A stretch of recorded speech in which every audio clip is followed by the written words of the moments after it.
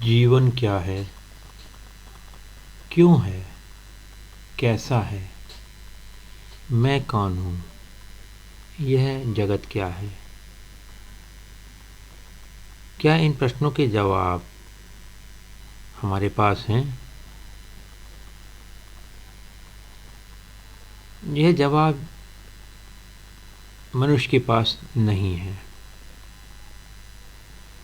परंतु यह उसके पास है जो मनुष्य का आधार है, जीवन का आधार है।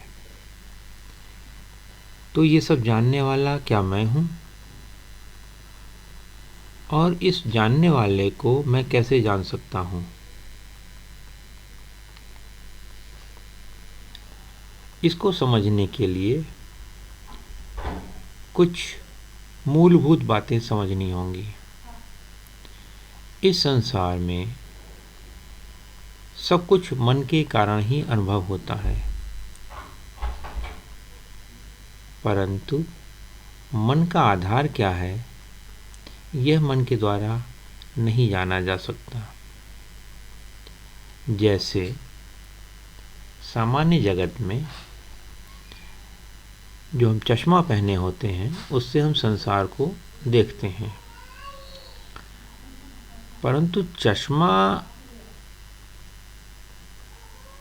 चश्मे को नहीं जान सकता, आँख को नहीं जान सकती। आँख के द्वारा हम संसार को देख रहे हैं, परंतु आँख के द्वारा हम आँख को नहीं देख सकते। यह समझ सकते हैं कि हाँ, आँख के द्वारा संसार को देखा जा रहा है, कि एक आधार है मन का, इंद्रियों का, जिसके कारण यह संसार प्रकट हो रहा है और अनुभव होता है।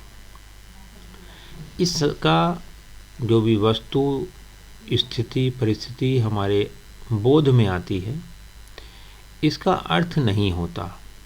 यह बस हैपनिंग का पार्ट है। जैसे सपने का कोई अर्थ नहीं होता, इसी तरीके से इसका भी कोई अर्थ नहीं होता। अर्थात यह सब जो अनुभव हो रहा है, यह माया होता है, भ्रम है। जैसे रेगिस्तान में पानी दिखाई पड़ता है, परंतु जब हम पास जाते हैं तो वह पानी नहीं रहता। इसको मृग मरीचिका बोलते हैं। इसका अनुभव बहुत से लोगों ने किया होगा।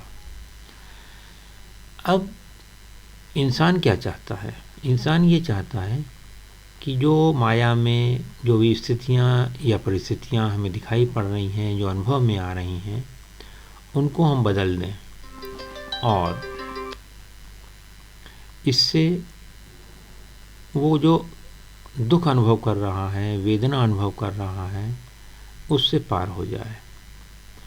और इस प्रयास में उसका ध्यान वेदना, दर्द, तनाव, शरीर, माया, इसी पर ज़्यादा जाता है। और यह बताया गया है कि जिस चीज़ पर आप ध्यान देते हो वह चीज़ बढ़ती है। तो अब आपको ध्यान अगर उसी पर रखना है तो वही बढ़ेगी। करना क्या है? करना यह है कि इस सब के आधार को जाने। हर वेदना का, हर अनुभव का, हर दृश्य का, हर शब्द का आधार वह परम मौन होता है।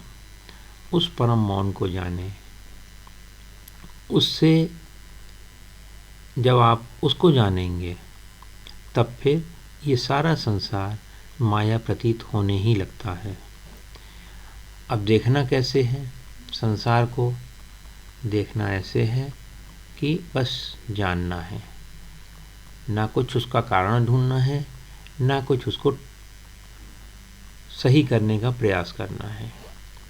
देखें पर देखें नहीं, सुने पर सुने नहीं, स्वाद लें पर आसक्त ना हो।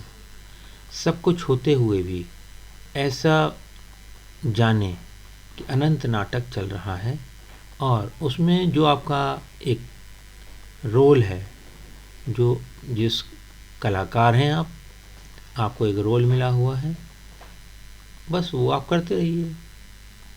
जब आप इस तरीके से जीवन जिएंगे तब आपको प्रतिक्रिया, निर्णय और दोषारोपण से बचने की भी ज़रूरत नहीं पड़ेगी। सहज हो जाएंगी चीज़ें, क्योंकि यह सारी चीज़ें, प्रतिक्रिया, निर्णय और दोषारोपण यह मानव को माया में फिर खींच लेते हैं। वास्तविकता यह है कि ईश्वर हर समय, हर पल, हर क्षण हमारे साथ हैं। हम सब ईश्वर में डूबे, भीगे और समाये हुए हैं। ईश्वर की कृपा के अनुभव में हम सदा रह सकते हैं और सत्य, प्रेम, आनंद, साहस, सजगता आदि सद्गुणों की अभिव्यक्ति हम निरंतरता से कर सकते हैं। अगर इस समझ के बाद भी अगर आप में कोई निम्न चेतना की चीज़ उठती है, दुख आता है, कष्ट आता है, दर्द आता है, तो उसके लिए उस ईश्वर से, उस परमात्मा से क्षमा मांग लें और सबको क्षमा करें, खुद को भी क्षमा करें कि आज तक मैं अज्ञान में जी रहा था और अब मैं उससे बाहर आ गया हूँ। मनन करें इस सब पर। जितना आप मनन करेंगे उतना ही आप आनंद में पहुँचेंगे। धन्यवाद। सबका मंगल हो, सबका मंगल हो, सबका मंगल हो। धन्यवाद।